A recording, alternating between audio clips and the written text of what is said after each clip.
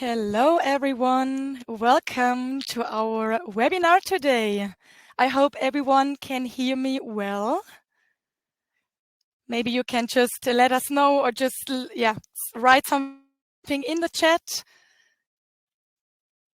and give us a quick answer if you can hear us. Perfect. That looks good. Yeah, we have already a lot of participants in the webinar, so it's 1 minute after 5 p.m. And of course, we would like to start on time, but maybe let's just wait another minute. I see there are a few people still coming in. And yes.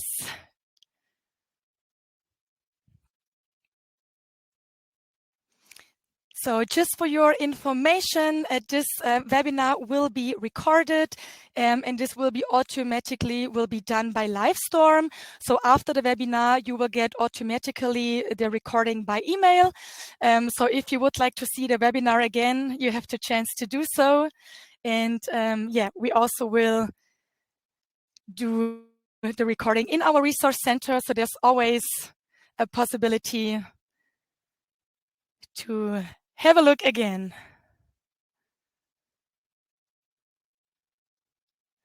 Great. Okay, 2 minutes after 5, I would say let's start even when a few people are still coming in. We have 42 people in the call right now, so happy that you are joining today. And thank you so much for being here. My name is Francesca. I'm working for Malt as a community success manager. And I'm also happy that we're having today Fabian and Moritz.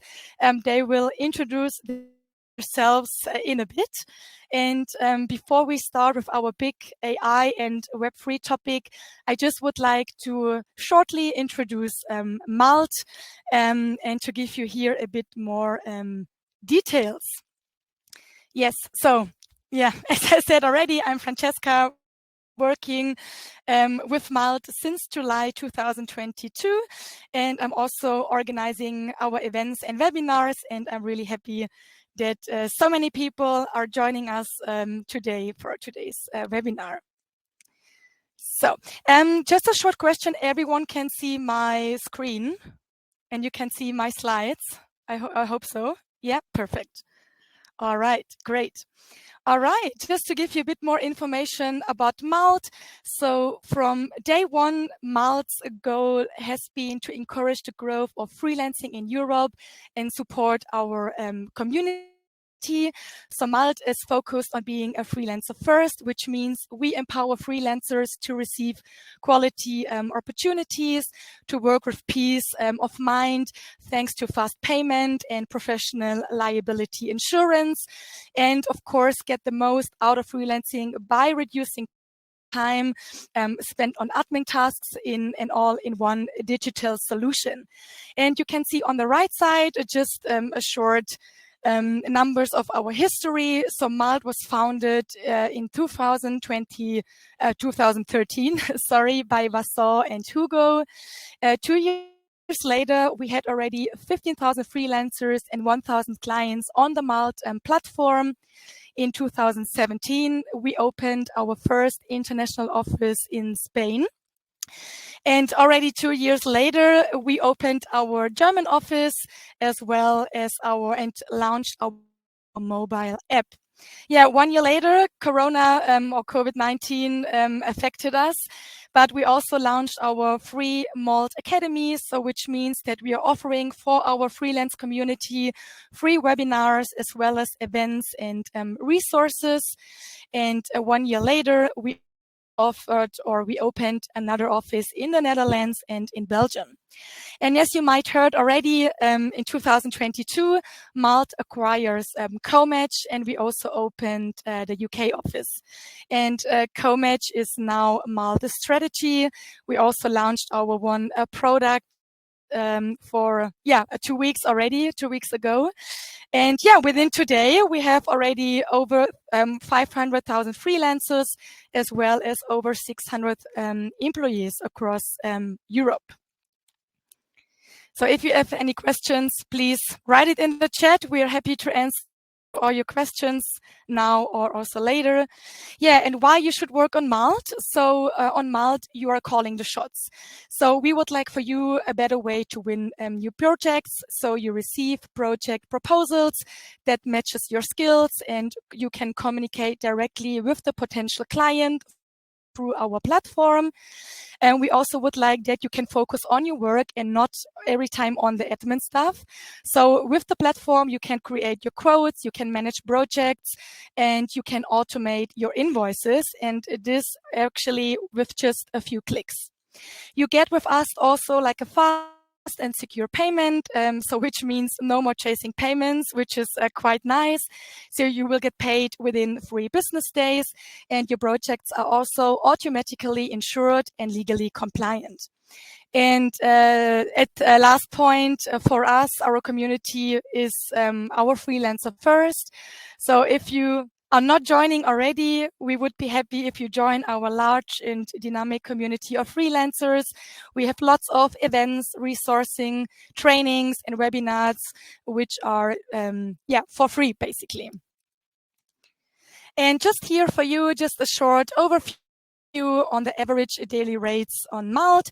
So you can see here a few job categories which are based or which are located on the Malt platform. Of course, it also depends always on your experience and how long you have been doing the job. So not everyone is the same. So just make sure, but I just want to give you a short overview how the average daily rates can be looked on Malt. All right. Yeah, here you will get just a small overview about our clients. We have at the moment around 70,000 clients on Malt, from startups to multinational corporations. So you can see we're working with big companies as Siemens, L'Oreal, also with Airbus and Allianz. So of course, these are not the only clients we have. There are a few other to come, but just to give you a short overview about our clients on Malt. Yeah, and just for you, if you have already a profile on Malt or you are interested to create a profile, I just would like to give you a short overview about the profile, how it also can, or how it looks like. You have the opportunity to set your location. So you can specify where you are working from, where you are working or where you are open to work, and whether you work remotely or you also can work at the client's office. Then you just can put your average rate, which we had before. So show your average rate, which can be adjusted based on project. You also have the opportunity to include your portfolio and your experience. So you can showcase your best work and you can add detailed information also on your past experience. On top, on the right side, you have the availability, which is super important for your profile because it boosts you on the platform and confirming you and confirms also your availability, which is super important to also get new projects on Malt. As the second point here, you also will get reviews and recommendations for previous projects. So other clients will see how the project, if it works well or not, but most of them are always good. And as a last point, you also can include your skills and the description of yourself. So you can highlight your skills in your profile, which is also super important that you are being matched with the right projects. Yeah, here are just a short overview from our current partners. So if you are registered on Malt, you can you have the possibility to get lots of great benefits from different partners we have. And we also have like a partner site on our resource center. So my colleague Khan, who is also here with us today, he will also link or will get you the link to the resource center so you can have a look by yourself. Yes, and this was actually everything from my side. So if you're interested to create your profile on Malt, you can also scan here our QR code. So you will be linked directly to the Malt Start website. And if you still have any questions about profile or Malt, just let me know. Happy to help in here. And yes, in this case, I will get the microphone over to Fabian. All right. Thanks a lot for handing over, Francesca, and thanks a lot for having us here. My name is Fabian. I hope you can see the slides as well. I'm currently the co-founder of Internet Computer Hub here in Germany. I just put my LinkedIn here, so feel free to connect. Also, our current website, dArc, we are backed up by the Internet Computer Protocol. Who does not know about the Internet Computer Protocol yet? It was launched approximately like 2 years ago, established through the Definitive Foundation in 2016. And they already have more than 400 employees nowadays, very strong in the research and development department, and also received a massive funding of more than $200 million so far. But let's take a step back first and ask the question how I actually got into this space, or into Web3 in particular, and why it might be interesting for you guys as well, also for your future freelancing career. And my answer to this would be always like, I'm a very curious and interesting person that is very interested in everything that takes part around you. So it is about continuous learning and developing yourself. And I'm certain it heavily relates to you guys as well, since you're freelancers, you have various clients, various stakeholders, you're working with many people together. And I was mainly involved into Web2 projects before. So being a part of a business intelligence agency in Berlin, we worked a lot with full-time employees such as data analysts, scientists, data engineers. But then we were starting to bring in freelancers into our project. And this opened up like a new whole world for myself, and actually showing that freelancing can be a serious career path, what I've never actually considered during my studies or at university. And therefore I became a freelancer myself. And over the years, I was growing my networks, especially the clients on the one hand, but also my freelance network, such as developers, product managers, project managers, designers, and so on. And we founded actually our own freelance matchmaking company. And to this point, we also were running over 300 client projects, and we work with freelancers from 25 different countries so far. And actually, we also started to mentor and provide mentorship to freelancers in order to accelerate their careers. And for instance, shifting from full-time roles into part-time freelancing. And during this freelancing career, I also stumbled upon the Web3 space, back then working for the near university. And this is actually how I currently came up and being the co-founder of Internet Computer. And what is interesting to see that more and more jobs are created in this space. Of course, everything related to development, but also things regarding UX, UI, which is heavily needed, and also everything to commercial positions. And what I've learned throughout the years is that nowadays the most important skills are actually to be adaptable to changes. And you as a freelancer, you're so much more flexible than any other company can be. So this is a massive advantage you currently have. And also what I wrote down here for me for learning new skills is, apart from being a trusted expert, or for broaden your network, having a larger network and getting into new industries and technologies, the most important point I see is for sure that you're less comparable, and therefore there's less competition. So it's not about anymore like we have the same skills, we're located in the same spot, and now the price is like the most important factor why we decide for you or against you. So if you really can make sure to gain new skills, expertise, then you can highly set yourself apart from your competition. So let's move back into the Web3 space, what is our current topic for today as well. And let's come back to what is the Internet Computer actually. So I think Web3 is everything about ownership, decentralization, and engagement by its users. And considering Web2 in comparison, you always have intermediaries in place, which own the data or can make use of it. So this can lead to downtimes and also to vulnerabilities in the systems. And the Internet Computer solves this massive challenge in Web3. And it is considered as a Web3 platform that provides a complete alternative to the traditional IT stack. which means a secure, transparent cloud computing environment is provided without having those intermediaries in place. And once it was said actually that software is eating the world, but nowadays you really can consider that smart contract will eat software. There are some unique features about the internet computer. I don't want to go too much into detail. Some of them are that you have pretty low transaction costs. You have a reverse gas fee model, which means the end customer is not charged. You have very cheap data storage costs, and you also can provide outcalls from Web 2 to Web 3. Just clicking the next slide. I think the most important takeaway here is that you really can build almost anything on the internet computer which already exists in Web 2 to Web 3. And we have already built them.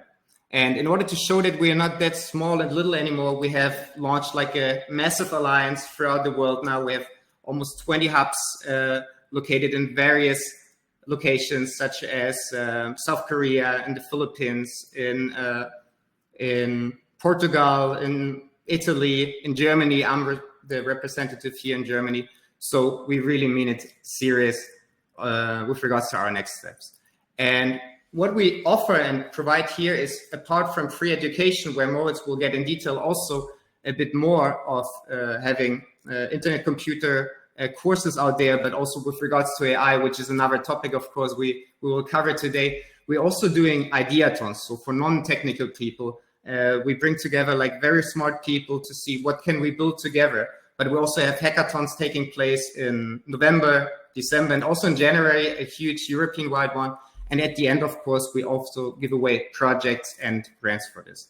So feel free to join us, follow us, any questions, reach out to us, and let's do it a bit more hands-on. So Moritz, happy to move it over to you.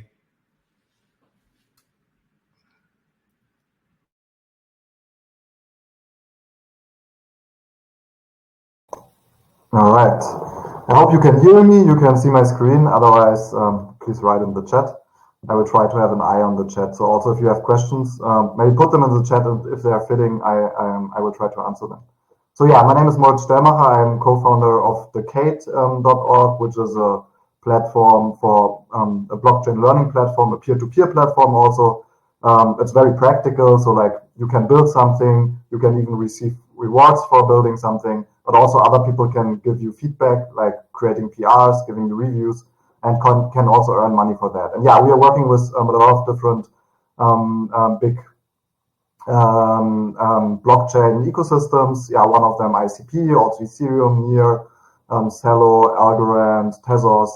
And we have been in the space also since quite a long time, since 2016. And yeah, we are also very excited about AI. So I mean, in general, yeah, I'm a big believer in the technology. I mean, we see like over the last centuries how much technology changed our life. And Web3 was like a very big development, right, in my lifetime when I was in technology. And so I was immediately very interested in that, right, like creating kind of a way to store data in a public way, very securely, decentralized, transparent. So I think that's a very, very big change. But obviously it's not there yet. And like, I think we have like more power to cooperate than ever before and share information. So new technologies will also emerge faster and faster. And the AI, I think, is like one of those breakthrough technologies that, yeah, I think since the launch, like almost a year ago, with ChatGPT is now on the radar of everybody. And I think already has shown like what kind of enormous potential it has. And so today, I think what we are going to look into is, okay, like with this two very emerging technologies, what kind of combines them, or what kind of interesting things can you do with them? Yeah, and one last thing to say, like I'm also partner in a development company, and so for them we have created like an AI project that is also live for one of the biggest newspapers, or the biggest newspaper in Germany, one of the biggest publishing houses, and have there like also millions of users on it. So we're also practically really experiencing that and looking into it. Okay, somebody said. Just 1 second. Sorry, I don't want to interrupt you, but I think the people can't hear you very well. The sound is more overdriven, so maybe. Sorry, I got a new microphone. Maybe I don't speak so loud. Is it better? I think it's still the same. Maybe let's try. Let's try. Maybe you can use headphones if you have some. Okay, sorry. Because now we get the feedback that the people can't hear you really well. I think I can. I will. Maybe somebody can overbridge. I can go into a different computer and do it with that. So 1 second.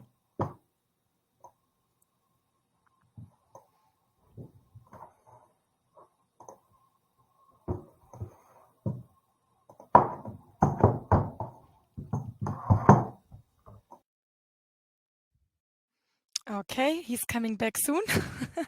Hope so. Thank you for letting us know. Yeah, I think we also want to say something, but we didn't want to interrupt him. Can. Maybe we have some questions at the meantime. Otherwise, this would be a pretty short webinar for today. Vladislav just asked a question. I've sent in some projects that we have already done in the chat.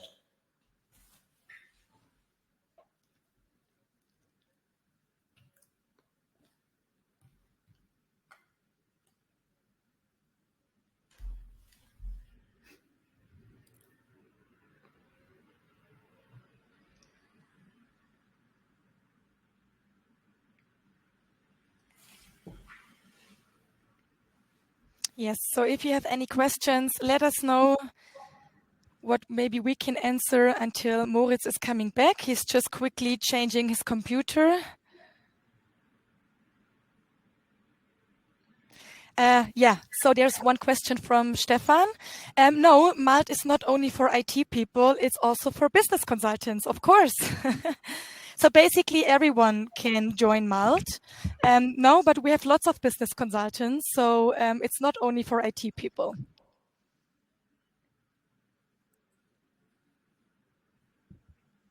You're welcome. Okay, I'm back. I don't know how's it now, the sound? Oh, it's much better, I think so. All right. Okay, yeah, cool. I don't know if I should start again. Like, I don't know. Like, do you want me to repeat, or are you kind of okay with what I said already? Maybe you can write. Should I start from the beginning? Yeah, maybe quickly at the beginning. I try to do a quick recap. All right. So yeah, I've been in the space since quite a long time, co-founder of Decade, a blockchain learning platform since 2016. We work together with a lot of big protocols like Ethereum, Algorand, Near, Celo, Tezos, but of course also ICP, why we're here today.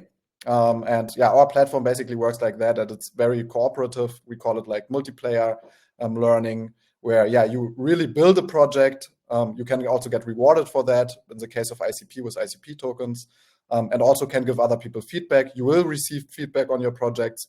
Yeah, you can do it like in the form of PRs, and then also get rewards for that. Yeah, so this is kind of the peer-to-peer learning model that we are doing since quite some years. But apart from that, yeah, I'm also a partner in a development company, and with that, we also have starting to explore AI a little bit better. With that, yeah, we're working with one of the biggest European publishers together and have created like a AI experience for them, which already has like over 2 million users. And so for that, it's like very interesting for us, like just to explore like emerging technologies in general, right? Like we are under the belief that technology really can change our lives very drastically. And I think we have seen that, in the past years, this was developing faster and faster.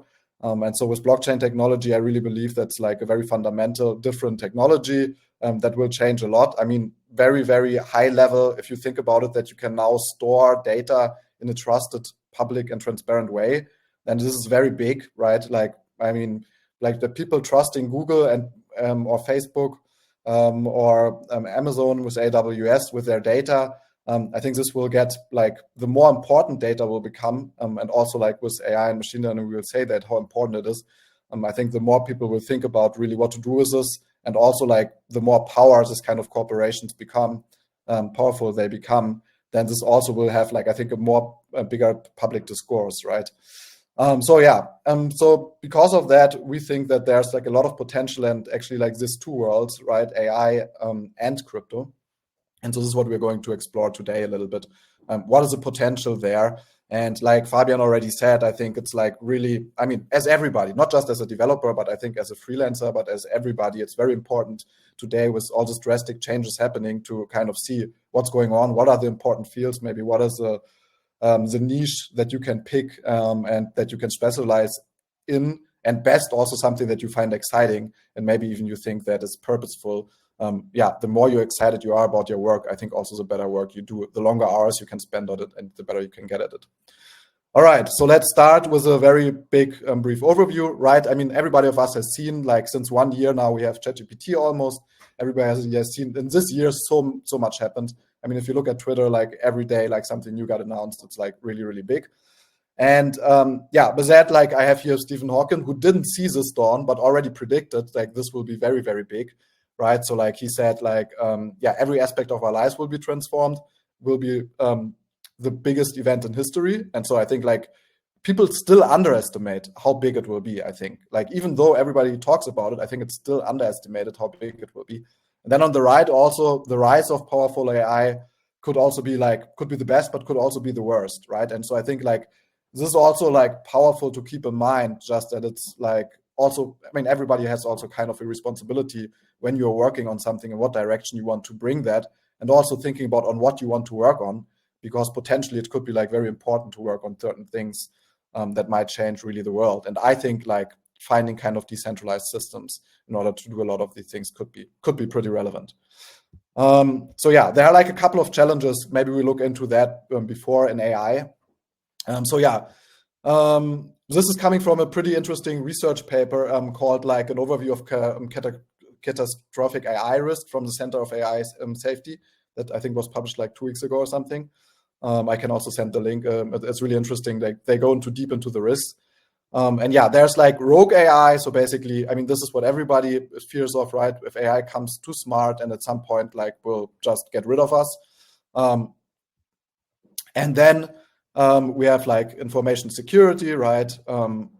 And then we have like two parts that I want to go into a bit more detail, which are the top-down problems and bottom-up problems. So bottom-up problems like cyber attacks and bioterrorism, and then top-down problems, misinformation, propaganda, censorship, and surveillance. So like there are obviously more challenges, but I categorize this into this maybe like these groups. And so I think for us today, I mean, we just look at one part. I think it's pretty interesting to look into these different challenges. So like, first of all, like the top-down challenges. So this is kind of, misinformation, propaganda, censorship, surveillance. So here the idea is, okay, if you over-regulate AI, and I mean, a lot of people talking now about regulatory capture, right? Like with Microsoft OpenAI in the US, especially like forming special interest groups who might then say nobody else can have as powerful models as us.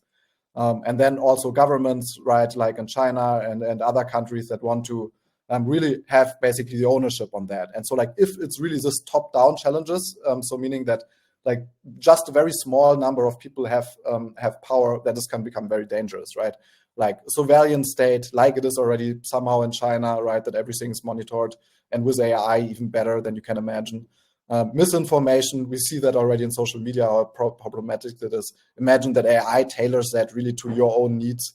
Propaganda, just like if it is for a government, right, comes together with misinformation, also censorship.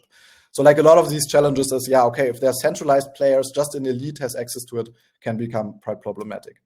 Then bottom-up challenges, this is the other challenges that are also problematic, and that's the question, okay, what if we open source the big AI models? And that's a big discussion currently in the community. And what happens then, right? So if everybody has access to that. And there, I think like bioterrorism is very, very, very problematic. So if you're, for example, thinking about what already happened with COVID, and so now if everybody gets access to kind of accessible first of all, of models that could synthesize different kind of new viruses, but then also maybe learning how to build stuff. So I think this can become very dangerous. So like not regulating them is also very difficult.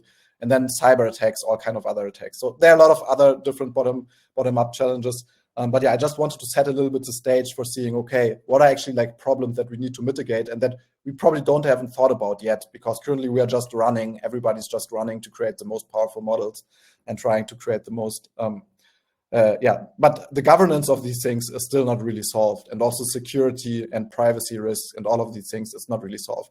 And I think there's something where blockchain technology really can help.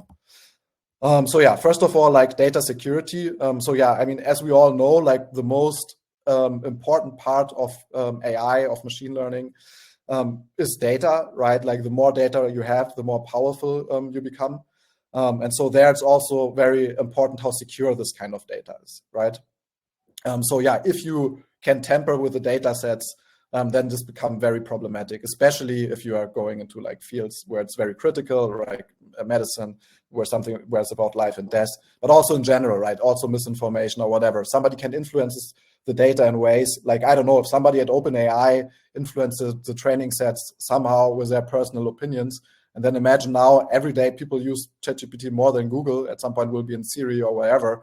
And then like, if there's a problem with that, right, then it's not that everybody can see it, just people will get fed this kind of information. So security is very important. And where blockchain technology can help there is, yeah, like immutability, right? Like we have, I will not go into what blockchain really is. I hope you already know that more or less. But immutability, right, that we store that in an immutable way, data. So at least for secure blockchain systems, and we can see that Bitcoin running like now for over 10 years, right? With obviously minor problems, but not really that somebody could fundamentally change like data entries. And so saying that, okay, we can see like data can be stored at least in a lot safer way, in a more decentralized way. Potentially, we could store data across different nodes, would not just be all in one central place. That might be easier to manipulate. And also provenance, it's interesting, right, to see like, okay, where did the data come from? Where is it going? So for all these kind of things, blockchain technology can be very interesting. Then the other thing that goes a little bit hand in hand with that is like privacy, right? A lot of data is very sensitive, like the data that you enter in, but also the data that it's trained on, especially like depending on what kind of model you're training, especially if we're talking about medical data, but also all kind of personal data. I think all of the data in the end, it's like, pretty relevant. Maybe people don't want to overshare it anymore, especially if AI, if it has the data, can very much easier than ever manipulate you, right? I mean, we already said that Facebook knows more than you than anybody else, right? Like predicting if somebody's pregnant or if somebody has a different sexual orientation before they even knew. So I think we can see like the more data comes in, this can become like even more problematic. And yeah, blockchain technology, there are a lot of data can be encrypted. Access can theoretically controlled, right? These ideas that you have access, you say like, I allow you or you to access my data, but still you are the person who is responsible for that. And then also transparency to see like who has access to that data and when did they have access and when did they use it. All right. Now let's go maybe into zero knowledge machine learning. I mean, this is maybe a little bit overcomplicated, so we don't have to like go totally into detail here. But just like showing you like quickly what, like maybe a brief overview, right? So yeah, zero knowledge machine learning, like there are like a couple of technologies that it can use that, especially like we talked about this privacy and security that needs to be ensured, and how to do that or how to make that work with machine learning. And there are like different things that or different interesting concepts and technologies that maybe might be worth to look a little bit more into that gaining a little bit of traction on finding these kind of ways, how to maybe make AI a bit more secure, a bit more decentralized, putting the power out of centralized entities and trying to come up with a concept where more people can govern it. So yeah, there's this secure multi-party computation, right, where there can be like multiple parties who join like a function, and they can like still keep like this the inputs private. just to distribute that a little bit, the machine learning. Similarly with federated learning, where it is basically that, it can be like machine learning can be done on different devices, maybe on your own device, right? That you are, like you have your phone, like it's not known how the model learns, but you and on your devices have access to it and give access to facilitating learning. And differential privacy, where just like you don't reveal like much about the inputs, and also like the computation, the outputs that are that are processed from that. All right, and now for zero knowledge proofs, that's probably like a little bit bigger topic, and also homographic encryption. I just have like 2 separate slides for that. I hope I'm not over the time. So zero knowledge proofs, I think you might have heard about that in the blockchain world. They were used heavily, especially mostly to, like reduce compute, right? You have maybe heard about that Bitcoin is very expensive, right? And that's why things like ICP exist actually also, right? To have still something secure, but also something that that is scalable. And so, trying to find ways how to still have security, but enable still also scalability is pretty important. And so zero knowledge proofs in the blockchain era, where it's generally a cryptographic method, but or technology, but it was specifically like further developed in the blockchain space. Because like I said, there were so many struggles to work with, trying to be secure, but still, but trying to reduce whatever you can reduce, right? And so what they are doing basically is something that you prove that that you have certain information without revealing that. And I think that's pretty powerful. It's a little bit difficult maybe to understand, but that's why I try to visualize that with this like glass key, right? It's like an invisible key. So like you don't say what kind of information you have, but you prove that you have it. And this can be like also very powerful for blockchain technology, that you, like the training data, or also saying like models, and this is also a big problem. Like, how do you know that like maybe like a computation was done on a specific model, right? Like a model that they did this computation. So like for that could be proofs that, okay, actually this computation was done with this model, right? If you just like use an API, who knows what happens, right? Like, so this is, for example, something, but there are a lot of different applications where you can basically, verify that something was done without needing to see or to know the information, also about training data sets, and all kind of other things. So I think like this goes a little bit more into like, our privacy, but also security topic that overarching everything, right? And then homomorphic encryption, which is like, even more powerful, and there's like partial and full. And there's the idea that you can like do even computation above something that is encrypted, right? So like imagine that, like there are models that can learn above data that is encrypted, right? So like you don't even need to share the data, or the users don't need to share the data, but the model can still learn about that. And it would like have the same output as it would have if it would not been encrypted, and would be just plain text that is readable. So I think all of that is still a little bit in research phases, or I mean, people are working on projects there that are progressing like really faster and faster. But I think like this is just like a little bit to see, what is going on actually in the space, what kind of technologies are interesting, and what can be done. All right. Then like maybe like an application that is also like currently goes also in the overarching narrative, but is also like currently seen that what people are doing, right? This is like decentralized marketplaces. If we are saying, okay, like there are like a lot of the smaller people or like projects, they don't have this kind of access to data, which we already said is like very, very important, right?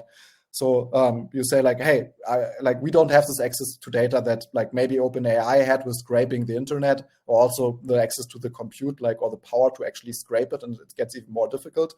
But there could be like decentralized marketplaces where people provide this kind of data, right? Where it can be done a little bit in a decentralized way, which, for example, the Ocean Protocol, which also exists since a really, really long time, they are working on that, which I think is pretty interesting. And you could also come up with your own idea. I mean, like we were saying before, I think data is really the most powerful resource at the moment, apart from compute, right? Compute is also maybe just to go back on data, like, so if you, for example, like, what can you make unique if you're thinking about creating like an AI application?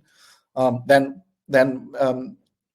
one of the things is the data, right? So like if you're building an application, then you should also like collect the important data and already think about what kind of data you want to collect from the users to like further improve your model, so that at best you have unique data that nobody else has access to, right? And this data can become very valuable, like for the one side, because you can create a product that nobody can else create, but then also potentially like, yeah, there could be marketplaces. It could be encrypted, like we said. So I think that's very exciting to think about. What else can we do? Like not just the big corporations. Then computing power, like Jensen, which is like, yeah, also I think Andreessen Horowitz funded, like also the Internet Computer, by the way, which is a marketplace for compute. Like similar idea, right? Like, hey, maybe we don't have access to maybe like, obviously like GPU is really expensive at the moment. People were comparing it, like trying to buy drugs is easier than trying to get GPUs. So it's quite difficult, like to get the computing power, right? But also there, like they are, for example, working on this decentralized marketplace for compute, where people can. This was also in the old blockchain world, Gnosis. There were a lot of people working on this, basically trying to enable people to work together on compute and yeah, making that available for everybody. And then marketplace for models. I haven't seen like a lot of decentralized initiatives for that, but I think that could be also really interesting to see. AWS obviously is not really decentralized; it's still a marketplace, which I think is also still interesting, right? Like people creating their own models and then also earning money with that. So that is also like ways how we can like decentralized and also in a blockchain kind of way create these marketplaces that then enable people to earn money with it, but also providing resources that are really needed. All right, I think that's already my almost last slide. So decentralized intelligence. I mean, this is what I was talking about before. So let's try to close the loop here. And then so the centralization of power, like in the hands of very few entities, I think it's very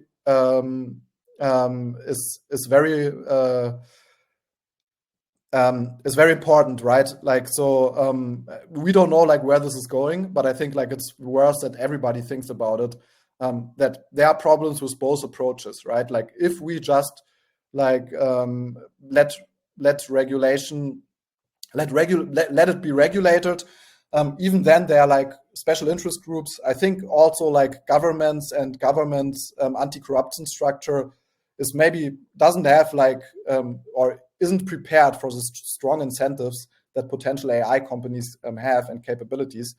So I think like just leaving that to the government, I think and governments could be problematic in the future if they behave in a bad way and if it becomes very powerful. But also on the other side, like open sourcing it and making it available for everybody can be kind of difficult.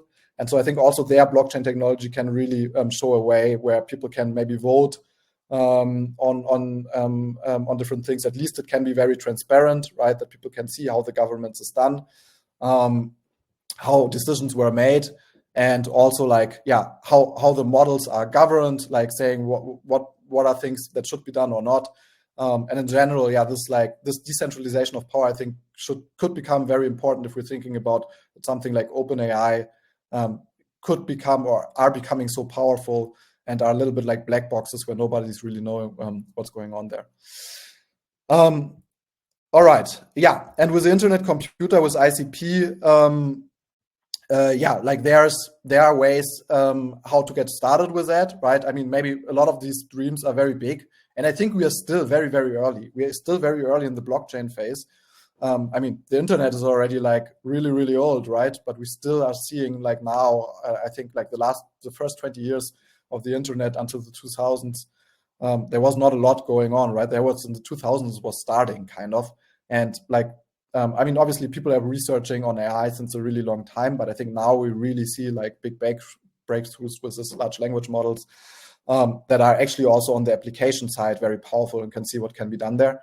And also blockchain is also not that old, right? It's a pretty young technology. I mean, this week we have seen again, like now Bitcoin spiking, like another, I think like, 75% increase in the last 1 year. I mean, it's also like still small, but also growing this space. And I think like, with something like ICP, I think it's pretty interesting to see how you can get started and just like create your first like own little smart contract with ICP and start to you can do that also in TypeScript. Like I said, I will share the link in the resources here and also the link to our platform in general. And I think since I'm a little bit over time, I will not go share my screen here with showing that. But just let you know again, like we have a TypeScript course where you can create like your first smart contract. I mean, you can think about, it's called Canister, but it's kind of a smart contract on ICP. So basically decentralized code. You can think about, okay, what kind of backend would you like to have?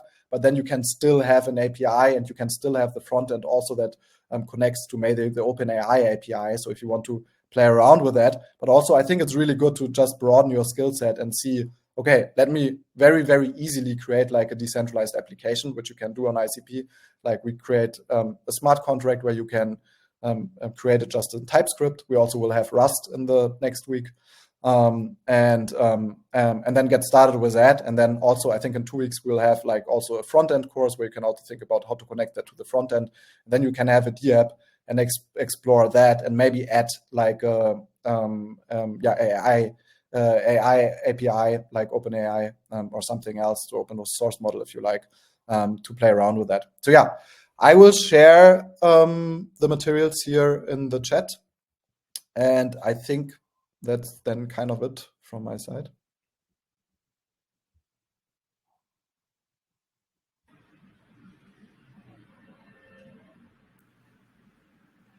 Okay, I'm scanning the chat again.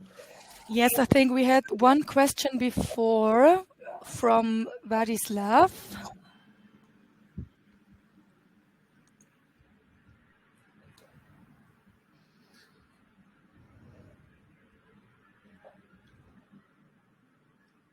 You can see the question, Moritz?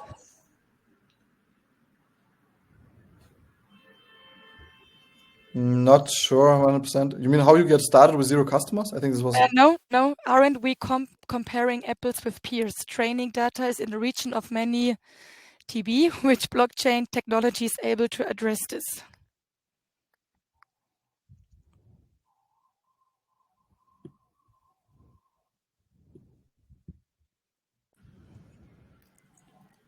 Vladislav is just coming back to us saying like, I was wondering how blockchain technologies can help with training data.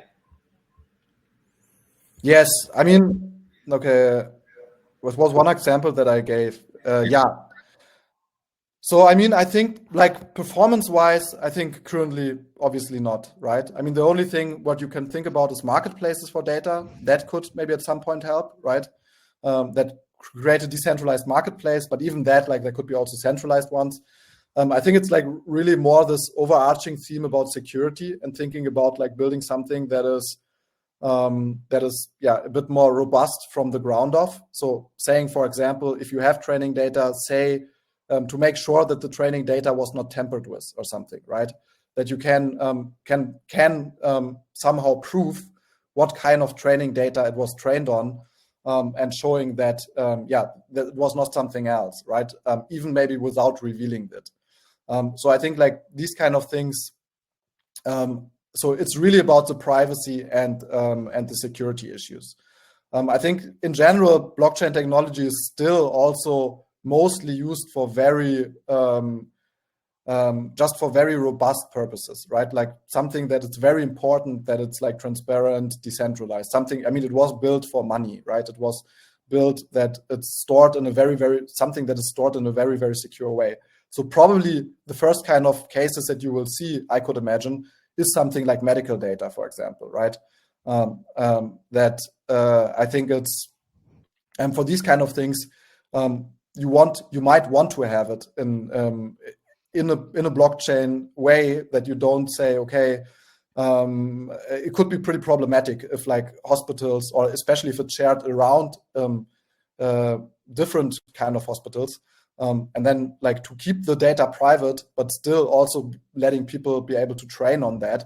I think these kind of things can become very interesting. Nice. Do we have any other questions?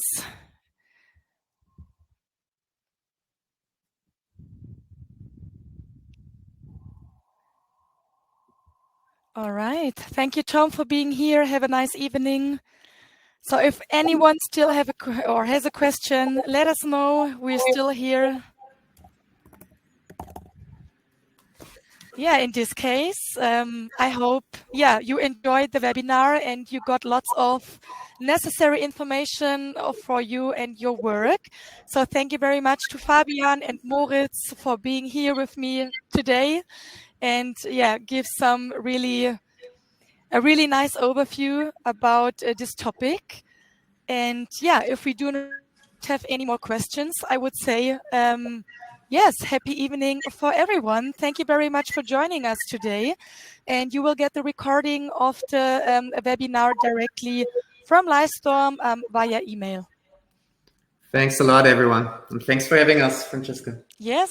Thanks a lot for having us. Yeah, looking forward to see you on the platform, and maybe you can start your first project. Would be great to see. All right. Yes. Thank you. Thank you. Great, guys. Bye-bye. Bye-bye.